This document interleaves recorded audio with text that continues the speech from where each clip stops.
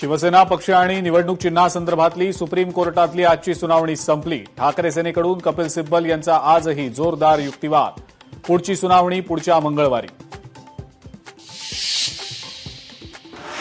आदित्य ठाकरेंनी नाशकातल्या पेगलवाडीतल्या रस्त्याची दुरावस्था दाखवणाऱ्या विद्यार्थिनींशी साधला संवाद। तुम्हाला अजून काय पाहिजे मला सांगा, मी तुम्हाला मदत करतो म्हणत विद्यार्थिनींना केलं आश्वस्त। पंजाबच्या माजी उपमुख्यमंत्र्यांवर धारदार शस्त्रानं हल्ला। नांदेडच्या मातासाहेब कौर भागातल्या गुरुद्वारात हल्ला झाल्याची माहिती। मुख्यमंत्री देवेंद्र फडणवीसांनी दिले चौकशीचे आदेश।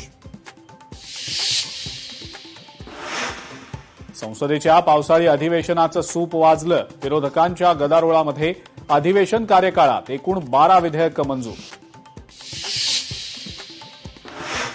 शुद्धीकरणाच्या मुद्द्यावरनं राज्यसभेत विरोधकांचा गदारोळ। गुन्हा दाखल करा आणि दोषींना अटक करा, मल्लिकार्जुन खरगेंनी केली मागणी।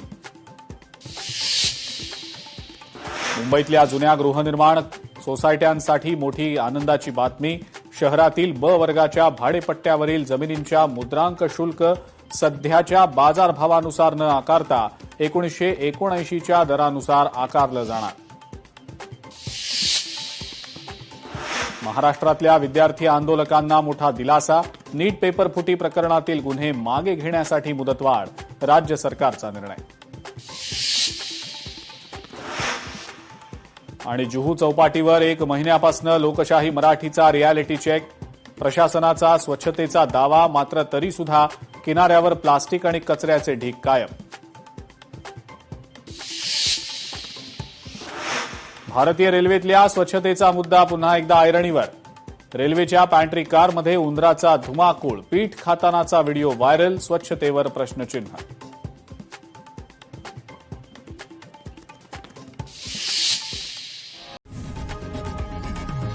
लोकशाही मराठी ऐका, पहा, जागरूक रहा।